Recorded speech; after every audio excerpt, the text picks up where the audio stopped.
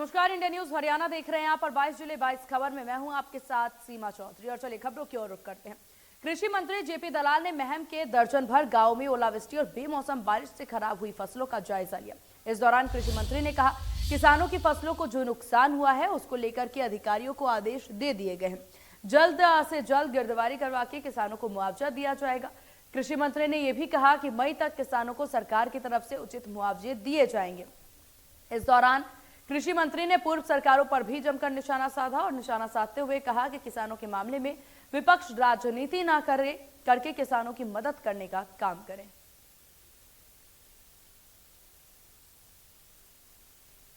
ये सही है कि बेमौसमी बारिश की वजह से किसानों को बहुत नुकसान हुआ है। पकी पकाई फसल जब उसके घर ले जाने का टाइम था और उसकी उम्मीद थी कि अपने परिवार का भरण पोषण करेगा, तब इस बारिश ने कहीं ओलावृष्टि, कहीं तेज आंधी ने बहुत नुकसान किया है। और मुख्यमंत्री जी का मैं धन्यवाद करता हूं कि उन्होंने आदेश कर दिए कि जहां जहां फसल खराब है उसकी तुरंत गिरदावरी करें। सारी गिरदावरी चल रही है। किसान ने अपने आप पोर्टल पर चढ़ा दिया तो भी ठीक है, नहीं चढ़ाया तो महकमा करेगा। और मई के महीने तक इनको जो है खराबे का पैसा हम भिजवाएंगे।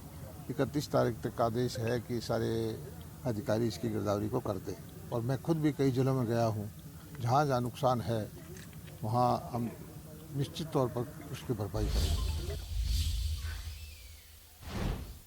सोनीपत में हैफेड की मशीन का बड़ा गड़बड़झाला सामने आया है। किसानों ने बताया कि सरसों की फसल में नमी मापने वाली गलत आंकड़े दिखाते हैं, जिसके चलते हैफेड सरसों की खरीद नहीं कर पा रही है। वहीं आपको बता दें, खाली मशीन भी 3 से 3.8% नमी दिखाती है। सोनीपत की अनाज मंडी में किसान लगातार परेशान नजर आ रहे हैं। दरअसल पोर्टल पर फसल पंजीकरण के रिकॉर्ड के मिसमैच के फेर में किसान उलझ रहे हैं और अनाज मंडी के गेट पर जब किसान पहुंचता है तो पूरा रिकॉर्ड नहीं मिलता। जानकारी के मुताबिक किसानों द्वारा अपनी फसल का मेरी फसल मेरा ब्यौरा पर सभी फसल का रजिस्ट्रेशन करवाया था और जब सरसों की फसल को लेकर मुख्य गेट पर पहुंच रहे हैं तो उनकी फसल का पूरा रिकॉर्ड नहीं मिलने के चलते किसान अपनी सरसों की फसल को वापस ले जाने के लिए मजबूर हैं।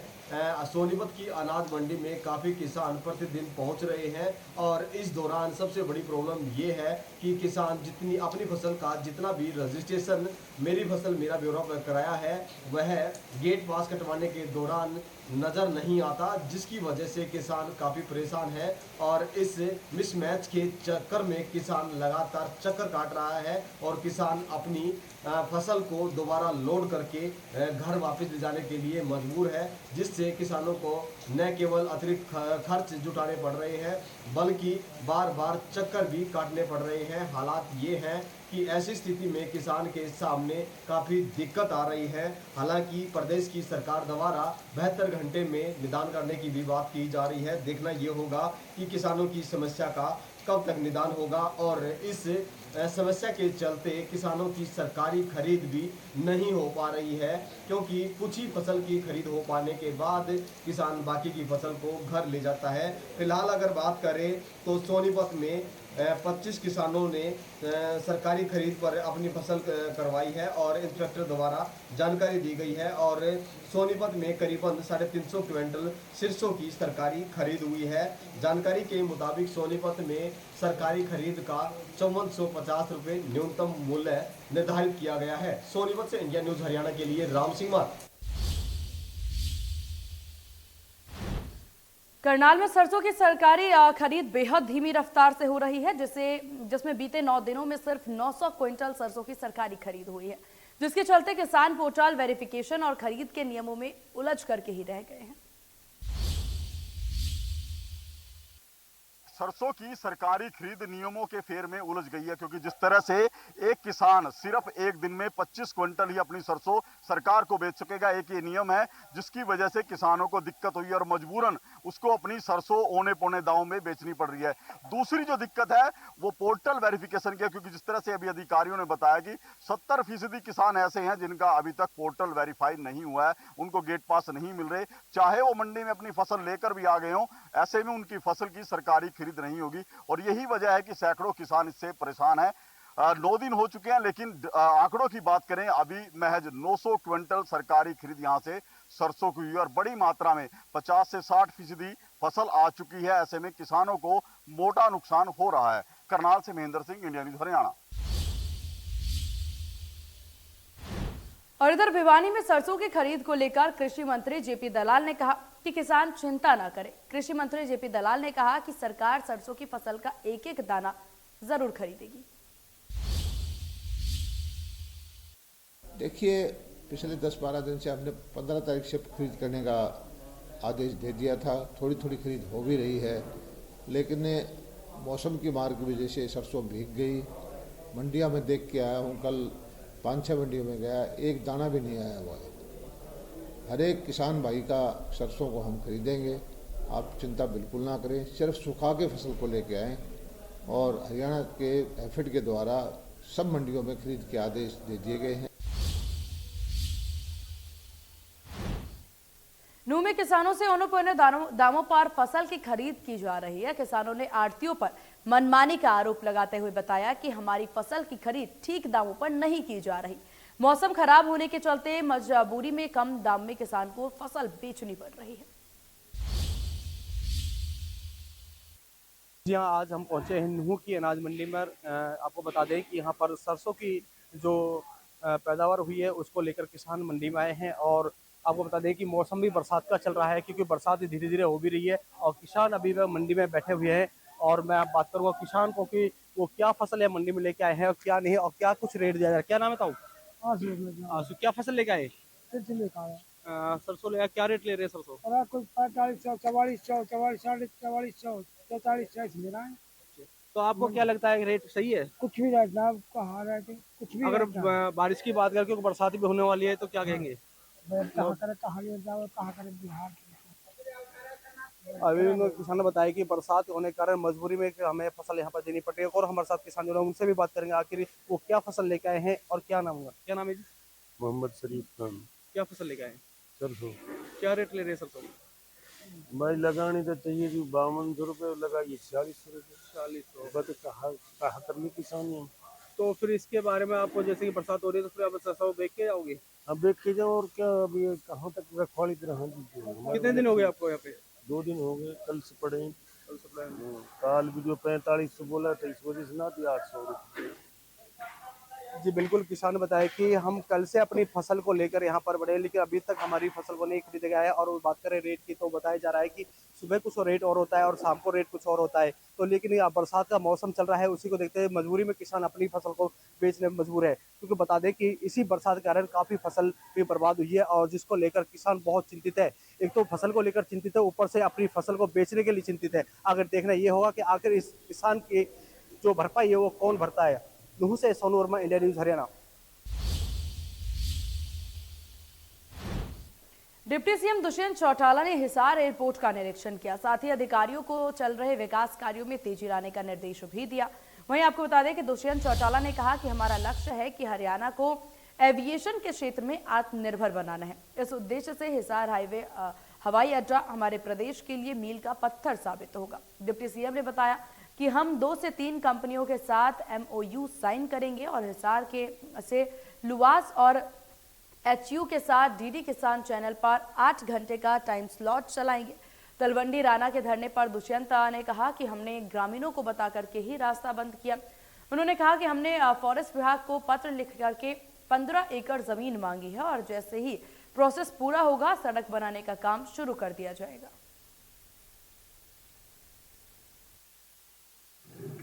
जरूरत कैसे आएगी, कब आएगी, आप भी नहीं प्रेडिक्ट कर सकते, मैं भी नहीं प्रेडिक्ट कर सकता। आज से 10 साल पहले 1 करोड़ नागरिक भी जहाज में नहीं बैठते थे और रेल पर लोड रहता था। आज सेकंड क्लास AC जो कोच होती है ट्रेन की, उसमें 14 करोड़ नागरिक ट्रैवल करते हैं।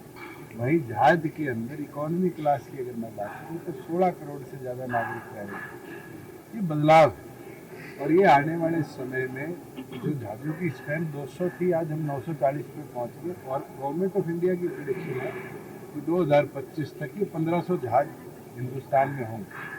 तो ये मोबाइल और ये छोटे कैमरे ये तो अब आए हैं, पहले तो बड़े बड़े कैमरे लिए जाते थे। तो टेक्नोलॉजी ट्रांसफ़र के बाद ज़रूर आईटी इंडस्ट्री में बदलाव आया है, और उसको देखते हुए भी जो डीडी किसान है उसका एक हम टाइम स्लॉट इस साल लाने का प्रयास करते हैं। यहाँ तलवंडी राणा की बात है, प्रोजेक्ट नहीं रोका जा सकता, प्रोजेक्ट अपना चलता रहेगा, समय अनुसार हमने इसको कंप्लीट करना है। ऑल्टरनेटिव अरेंजमेंट्स हमने उनके लिए किए थे फॉर द टाइम बिंग कि नागरिकों को दिक्कत ना हो, उनको बताकर ही उस रनवे की जो क्रॉस कटिंग थी उसको बंद किया गया। मगर आने वाले टाइम में हमने फॉरेस्ट डिपार्टमेंट को ऑलरेडी लिखित में भेज दिया है कि हमारी बाउंड्री वॉल के साथ फॉरेस्ट डिपार्टमेंट की हमें 15 एकड़ ज़मीन चाहिए, उसके बदले में ही फॉरेस्ट की ही ज़मीन के साथ लगती है 15 एकड़ ज़मीन हम तबादले में उनको देंगे। मुझे उम्मीद है कि जो प्रोसेस फॉरेस्ट डिपार्टमेंट का गवर्नमेंट ऑफ इंडिया के अप्रूवल लैंड ट्रांसफ़र का भी और पेड़ों के काटने का भी है, जैसे ही वो कंप्लीट होगा इन द मीनवाइल हम इसका टेंडर प्रोसेस कंप्लीट करवा लेंगे, और कंप्लीट करवा कर रोड जो हमने बाउंड्री की पेरिफेरी पे बनानी है सिक्योरिटी के सारे मापदंड हैं। कांग्रेस के राज्यसभा सांसद दीपेंद्र हुड्डा गुरुवार को हाथ से हाथ जोड़ो अभियान के तहत जिंद के अलीवा में एक जनसभा को संबोधित किया। दीपेंद्र हुड्डा ने गठबंधन सरकार पर निशाना साधते हुए कहा कि इन्होंने लोगों से क्या कोई वादा पूरा नहीं किया है। दीपेंद्र हुड्डा ने यह भी कहा कि अगर जिंद कांग्रेस को 5 सीट जितवा दे तो चंडीगढ़ में होगी कांग्रेस की सरकार। इस मौके पर उन्होंने प्रदेश में कांग्रेस की सरकार बनने पर 6000 बुजुर्ग पेंशन और गरीबों को 100 गज के प्लॉट देने का भी वादा किया। रोजगार समाप्त कर दिए गए पूरे देश में, बड़े बड़े उद्योगपति घरानों के हवाले रेलवे, पोर्ट, एयरपोर्ट किए जा रहे हैं। हरियाणा के अंदर भी 2 लाख नौकरियां जो समाप्त कर दी गई है, रिक्त पड़ी है। 9 साल से शिक्षकों की भर्ती नहीं, जिनकी भर्ती थी पीटीआई से लेकर ड्राइंग टीचर तक उनको निकाला जा रहा है। फौज की एक भर्ती होती थी, फौज की भर्ती भी 5,500 हर साल हरियाणा से पक्की भर्ती होकर फौज में जाते थे। अब अग्निपथ योजना आ गई, केवल 950 इस साल अग्निपथ में भर्ती हुए हैं। 4 साल के बाद आपको पता है उनमें से 700 बिना पेंशन के घर वापिस आ जाएंगे। आजकल रिश्ता करने भी जाते हैं, बताते हैं कि फौज में गया तो पूछते हैं कि कौन सी फौज में गया है। 4 साल के बाद बिना पेंशन के वापिस तो ना जाए। महेंद्रगढ़ में गुरुवार को आम आदमी पार्टी के कार्यकर्ताओं ने केंद्र सरकार के खिलाफ जमकर प्रदर्शन किया। आप कार्यकर्ताओं ने शहर के ब्रह्मदेव चौक और कस्बा कनीना पर सरकार विरोधी नारेबाजी की। इस दौरान पुलिस ने प्रदर्शन कर रहे कई आप कार्यकर्ताओं को हिरासत में लिया। आम आदमी पार्टी के कार्यकर्ताओं को आज महेंद्रगढ़ और कनीना में पुलिस ने हिरासत में लिया है। आम आदमी पार्टी के कार्यकर्ता आज महेंद्रगढ़ के बालाजी चौक पर पहुंचे और वे एक पोस्टर लगाना चाह रहे थे जिसपे लिखा हुआ था मोदी हटाओ देश बचाओ।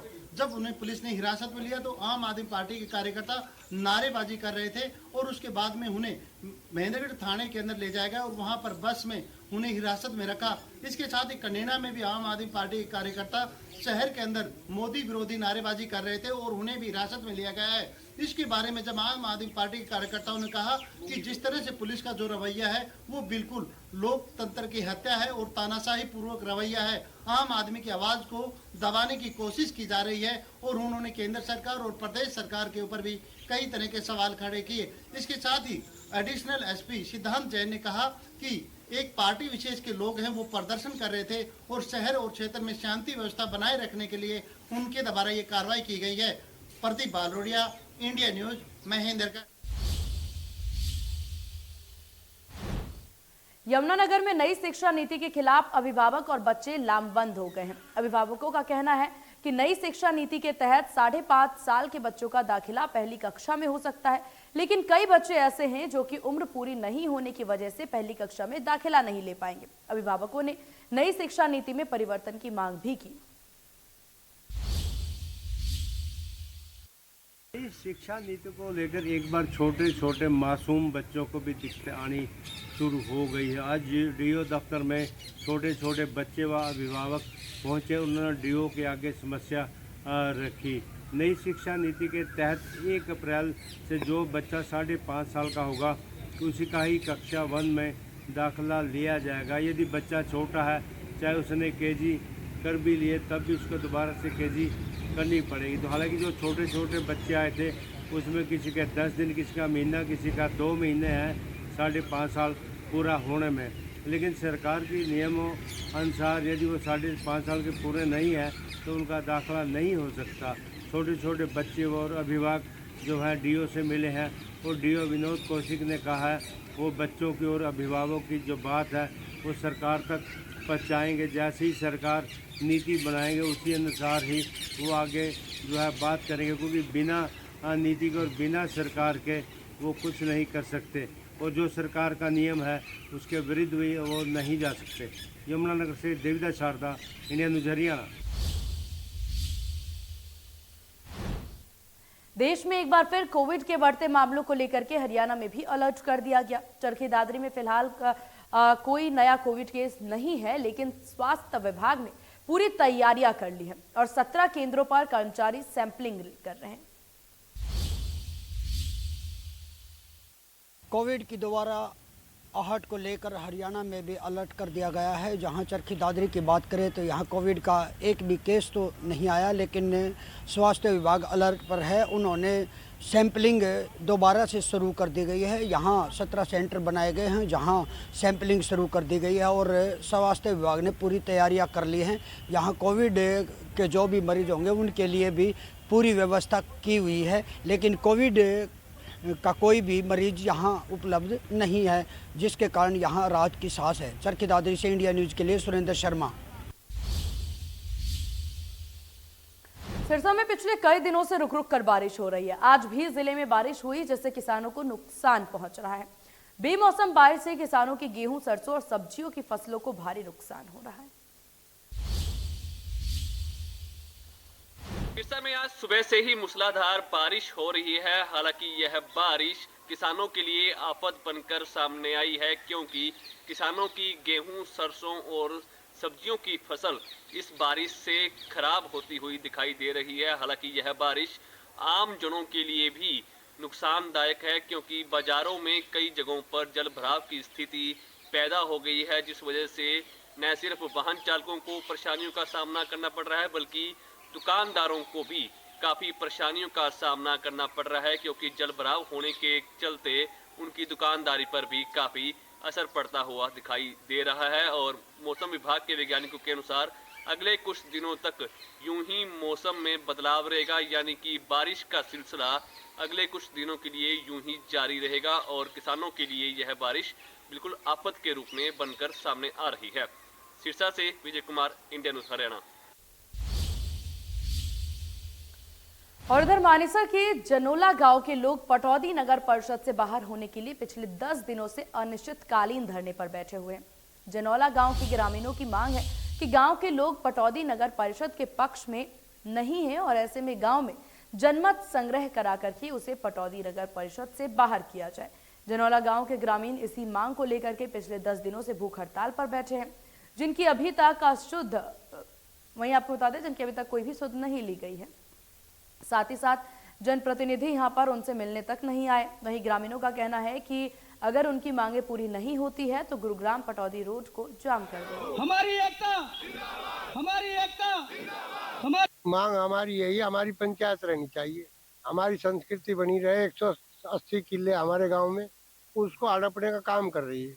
आज ही हमने मुंडन करवाया सरकार के खिलाफ, क्या करे, ये हमारे बच्चे परेशान हो रहे। सरकार से हम कुछ ले नहीं रहे, सरकार को दिया हुआ वापिस दे रहे। हम तो कोई ऐसी चीज तो नहीं ले रहे, सरकार को तो नुकसान हो रहा, हम तो दी हुई चीज उनको वापिस दे रहे। हमारी पंचायत को दे दिया जाए। ये नगर परिषद और नगर पालिका और जिला परिषद रे जो कुछ भी है, गुड़गांव हो गया, जितने मानेसर हो गया, अगर ये इतनी बढ़िया होती तो सारा मानेसर खिलाफ, सारा पटौदी खिलाफ ये अच्छा होता, तो ये फिर क्यों जो है ना खिलाफत करते। सरकार जो कहती है वो करती है, आज तक तो है नहीं। इनकी कथनी और करने में तो दिन रात का अंतर है। आज हमें 10वां दिन चल रहा है और हमारे एक साथी ऐसा, उसकी तबीयत ज़्यादा खराब है, उसको सुबह लेके गए हॉस्पिटल में, उसको वहीं एडमिट कर रखा है। और मैं आपके चैनल के माध्यम से सरकार को चेताना चाहता हूं कि या तो हमारी मांगे पूरी करें, नहीं और सख्त कदम उठाए जाएंगे गांव की तरफ से। अभी आज शाम को मीटिंग है गांव की पूरे की, उसमें जो फैसला लिया जाएगा वो कल। और इधर एक बार फिर से रेवाड़ी नगर परिषद अखाड़ा बनते हुए दिखाई दिया। इस बार और कोई नहीं, रेवाड़ी नगर परिषद चेयरपर्सन पति और वार्ड 22 के पार्षद पति नगर परिषद कार्यालय में ही आपस में भिड़ गए। नगर परिषद चेयरपर्सन कार्यालय में नौबत यहां तक आ गई कि मौके पर मौजूद पार्षदों को बीच बचाव करने के लिए आना पड़ा। वहीं वार्ड 22 पार्षद पति जहां अमृत वन योजना के तहत हुए विकास कार्यों में गड़बड़ी का खुलासा करने की बात कह रहे हैं, तो वहीं चेयरपर्सन पति पार्षद पति पर कर्मचारियों को प्रताड़ित करने का आरोप लगा रहे हैं। पार्षद पति ने तो यह भी आरोप लगा दिया कि समाज का अपमान किया गया है। वहीं चेयरपर्सन पति का कहना है कि पार्षद पति अपने आप को बचाने के लिए समाज को आगे कर रहे हैं। समाज के बारे में एक भी शब्द का प्रयोग नहीं किया गया है।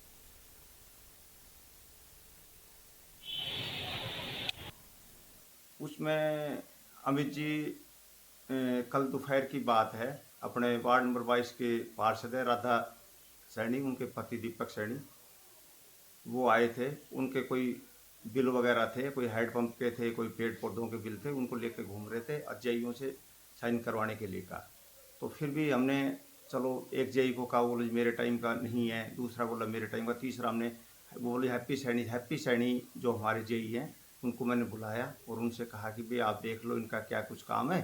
तो हैप्पी सैनी ने कहा जी मेरे टाइम का नहीं है प्रधान जी, ये ना उस टाइम के जो एमई थे सोहन सिंह या अजय सिंह का एक्शन थे उनके टाइम का बिल है, वो सिग्नेचर करेंगे। और सेक्रेटरी साहब बोले जी उनसे वेरीफाई करवाओ, फिर उसके बाद जो भी यदि हुआ होगा काम तो उसका भुगतान हम कर देंगे।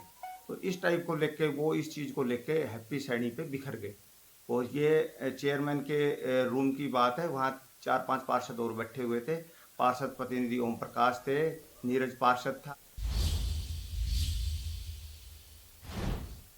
पलवल के गांव गिनकी चौक के पास एक तेज रफ्तार डंपर ने बाइक सवार 3 युवकों को टक्कर मार दी। टक्कर इतनी जोरदार थी कि 2 युवकों की मौके पर ही मौत हो गई, जबकि तीसरा युवक गंभीर रूप से घायल हो गया। घटना के बाद डंपर चालक मौके से फरार हो गया। वहीं आपको बता दें, हादसे से गुस्साए ग्रामीणों ने जमकर प्रदर्शन किया और इस ग्रामीणों ने रोड पर डंपर न चलने देने की चेतावनी भी दी। फिलहाल पुलिस ने मामला दर्ज कर जांच शुरू कर दी है। परिजनों का कहना है कि सुबह बाइक पर सवार होकर तीनों युवक गांव चिरवाड़ी में अपने दादा दादी को खाना देने के लिए जा रहे थे।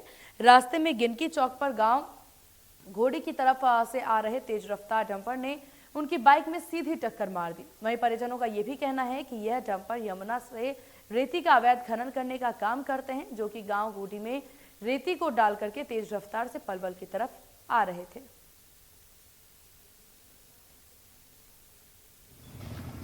डंपर की चपेट में आने से मौत हुई जी। ऐसे ये जी घोड़ी से आए हैं, घोड़ी इन्होंने गाड़ी खाली की है, चलते हुए रोड पे चलते हुए डंपरों भागते हुए डंपरों ने, इनके पीछे पुलिस की दबाव है, पीछे से गाड़ी लगी हुई थी इनके पीछे, इन्होंने खाली करके वो भाग गए। पुलिस पीछे रुक गई है। इन्होंने इतनी देर में ही 5 मिनट के अंदर ही आके ये कर दिया है। किसी को हुआ हादसा? ये रॉन्ग साइड में मारे हैं जी, बच्चे अपनी साइड जा रहे हैं, डंपर फिर रॉन्ग साइड गया है। जानकारी ये है कि एक ट्रक था डंपर, वो घोड़ी की तरफ जा रहा था और ये लड़के घोड़ी की तरफ से आए, तो रास्ते में सामने टक्कर होगी, जिसमें 2 बच्चे, एक 19 साल का एक 14 साल का है, वो एक्सपायर हो गए, और एक बच्चा जो 18-19 साल का है वो भी दाखिल है हॉस्पिटल में। ये पलवल से जा रहे थे, वो उधर से आ रहा था, डंपर वाला तो सामने से टक्कर हो गई और तुरंत हॉस्पिटल में इनको लाया गया, जो 2 एक्सपायर हो गए। मुकदमा दर्ज कर दिया गया है, जांच चल रही। पानीपत के बरसत रोड स्थित नूरवाला के 25 फुट रोड के पास सीवर में गिरने से 2 लोगों की मौत हो गई, जिनमें एक नगर निगम का सफाई कर्मी था और दूसरा ट्रांसपोर्टर था। ट्रांसपोर्टर सफाई कर्मी को बचाने गया था और घटना के बाद से पुलिसकर्मी मौके पर पहुंची और रेस्क्यू शुरू कर दिया। जेसीबी की मदद से करीब 1.5 घंटे की कड़ी मशक्कत के बाद दोनों को बाहर निकाला गया। बताया जा रहा है कि सफाई कर्मी जय भगवान के शिविर में गिरने के बाद ट्रांसपोर्टर सुरेंद्र उसे बचाने के लिए गया था और उसका भी पैर फिसल गया, जिसकी वजह से वो भी जा गिरा। दोनों की मौत हो गई।